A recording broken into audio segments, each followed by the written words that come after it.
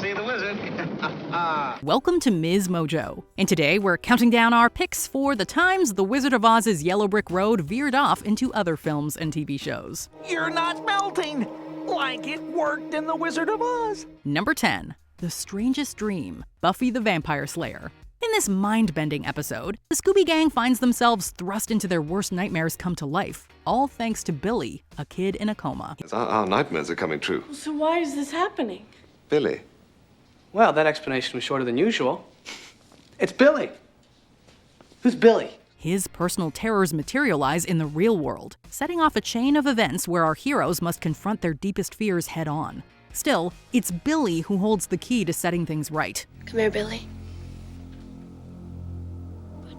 I don't... You have to do the rest. As he awakens, he delivers a version of Dorothy's classic line from when she wakes up from her Ozian dream. Everyone's relieved to see Billy awake, and we're sure he was glad to get out of the hospital because, well, there's no place like home. I had the strangest dream. That you were in it, and you... Who are you people? Number 9. Zelena flies into town. Once Upon a Time. As with many beloved fictional characters, Once Upon a Time reimagines the Wicked Witch of the West's backstory and the events that led to her wickedness. I think we know exactly who cursed us. The Wicked Witch of the West? Seriously? She's real too? Says the daughter of Snow White and Prince Charming. This fresh take is a goldmine of nods to the original tale, from the famous magic slippers to the nightmarish winged monkeys. We travel through her past, encountering familiar sights like poppies, cyclones, and the winding yellow brick road. Only now, she's seeking a brain and heart for her sinister time travel scheme. And once I fix the past, my mother will keep me, Regina will never have been born, and I'll get everything she ever had. With the right ingredients, I can do anything.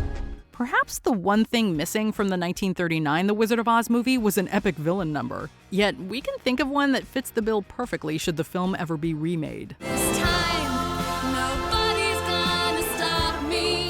No evil's gonna top me. Oh, wicked always wins. Number 8. Mrs. Deagle, Gremlins.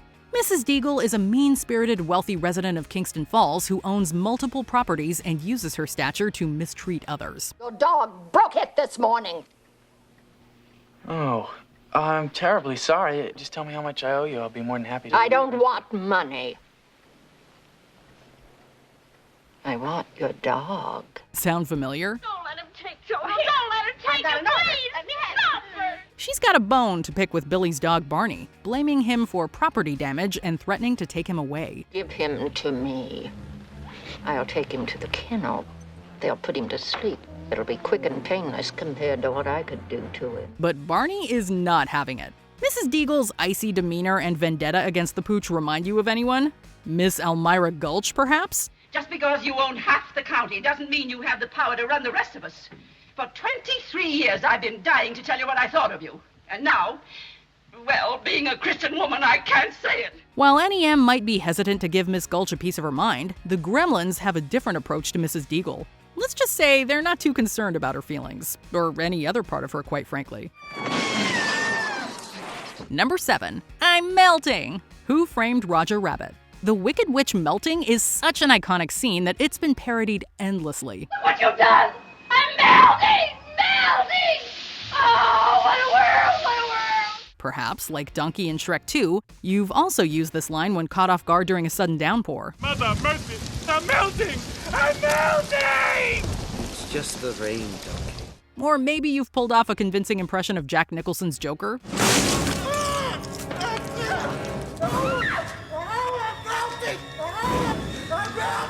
However, one of our favorite uses of the famous line comes from the late 80s comedy Who Framed Roger Rabbit.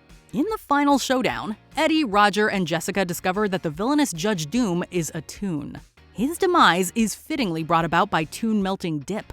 As he fades into the spillage, his last words pay homage to this unforgettable moment in cinematic history.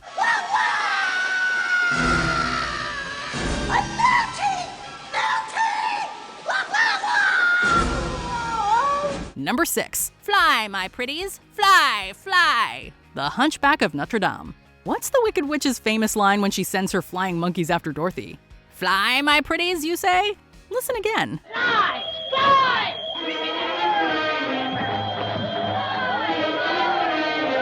Don't worry, you're not the only one to misremember it. Just ask the Hunchback of Notre Dame screenwriters. When Judge Frollo tries to seize the cathedral, the gargoyles join the fight to free their home.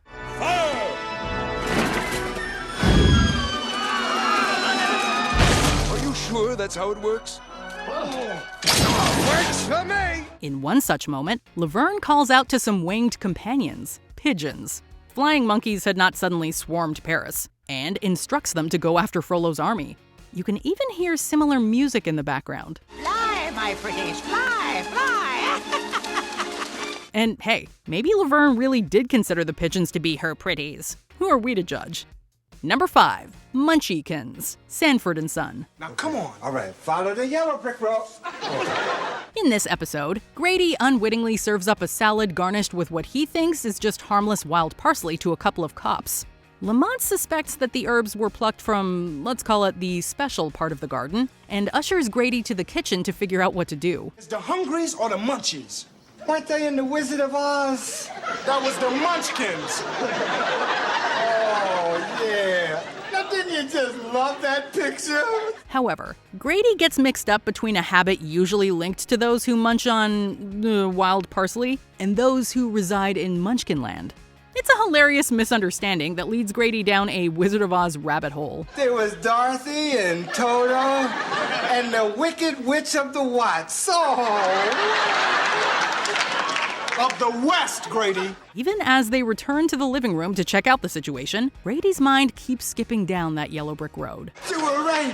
They got the Munchkins all right. The Munchkins, Grady. Number 4, there's no place like Full House. Full House. Full House loves a The Wizard of Oz reference. For instance, in Season 1, after a thunderstorm disrupts movie night, Joey acts out a mini version of the 1939 classic. If I were king of the forest,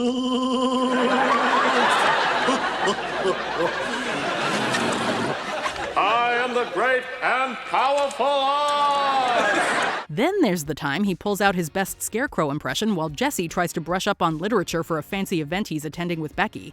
Jesse is not too amused.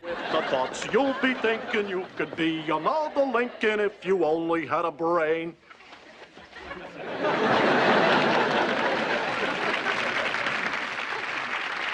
I'll get you. And your little dog, too. There's also the time Joey tries to ease Stephanie's anxieties with his best Lollipop Guild impersonation. Oh, and remember when Michelle tells her dad about the animal she saw at the zoo? If you love the Wizard of Oz nods, there's no place like Full House to find them. I saw lions and tigers and bears. Oh, my. Number 3, Yzma's potion filing system, the Emperor's New Groove. After a long and rocky adventure, Kuzco and Pasha finally make it to Yzma's lair. They rummage through her potion collection in search of the one that will transform Kuzco back into a human. What does it look like? I don't know, just keep looking. Now, most people might organize their potions by color, shape, size, or alphabetical order, but not Yzma. No, her potions are arranged in a way that sets up the perfect punchline. It has to be one of these. Lions, tigers, bears. Oh my. Looking for this? It's so clever and quick that only true fans of The Wizard of Oz might catch it at first. The brave little toaster offers a similar gag when Radio teases Blanky as they venture into the ominous dark forest. We're definitely lost. But there might be lions in there. And tigers and bears, oh my. Number 2, sounds like something out of The Wizard of Oz, Good Morning Vietnam. Robin Williams was perfectly cast as Adrian Cronauer in Good Morning Vietnam. Cronauer's radio show, famous for its fearless humor and unforgettable greeting, found its perfect match in Williams' quick wit. What is a demilitarized zone? Sounds like something out of The Wizard of Oz. Oh, no, don't go in there. Oh, Ho Chi Minh. In his debut broadcast, he takes an unexpected turn into The Wizard of Oz, hilariously blending references to the film with the backdrop of Vietnam. He throws in everything. Munchkins and witches and Toto, too. We represent the Arvan Army, the Arvan Army. Oh no, follow the Ho Chi Minh Trail. Follow the Ho Chi Minh Trail. Oh, I'll get you, my pretty. The result is a whirlwind of humor that showcases Williams' unmatched comedic brilliance. It's a real treat, especially for fans of The Wizard of Oz. It earned Williams a Best Actor Oscar nomination and the approval of the real Cronauer. Now, little G.I., you and your little to-do, too. Ah! Before we unveil our top pick, here are some honorable mentions. Ding Dong, Brooklyn Nine-Nine. Captain Holt is as happy about Wunsch's demise as a munchkin spotting Dorothy's house on the Wicked Witch of the East. Ding dong, the Wunsch is dead! Bagels for everyone! Oreo Guards, Wreck-It Ralph. Oreo listening to what they're chanting?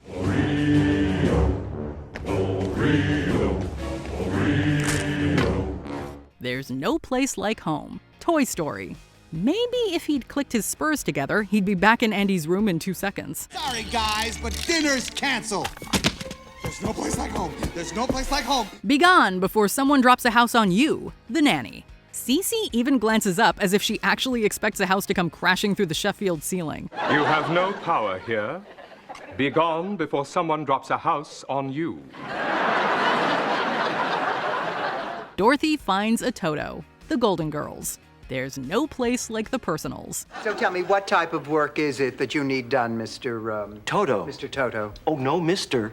Just Toto. You're Dorothy, and I'm Toto. Before we continue, be sure to subscribe to our channel and ring the bell to get notified about our latest videos. You have the option to be notified for occasional videos or all of them. If you're on your phone, make sure you go into your settings and switch on notifications. Number 1. My Way Home, Scrubs. In this homage to the 1939 flick, JD struggles to get home after he's called into work on his day off. Whether they're looking for brains, a heart, or courage.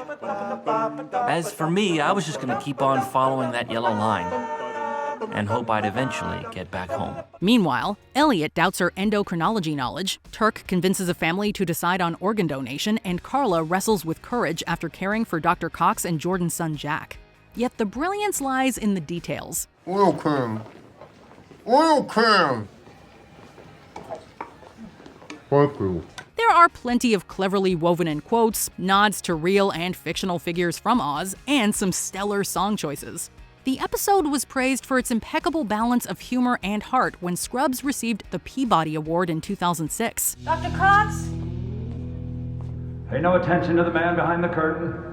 Indeed, this episode is like finding a pot of gold at the end of the rainbow. Somewhere over the rainbow, bluebirds fly. What's your favorite Wizard of Oz reference? Leave your comments and quips and quotes, oh my, down below. And I'd like to know how Loki used it to turn 2 of the sharpest men I know into his personal flying monkeys. Monkeys? I do not understand. I do. I understood that reference. Do you agree with our picks? Check out this other recent clip from MsMojo. And be sure to subscribe and ring the bell to be notified about our latest videos.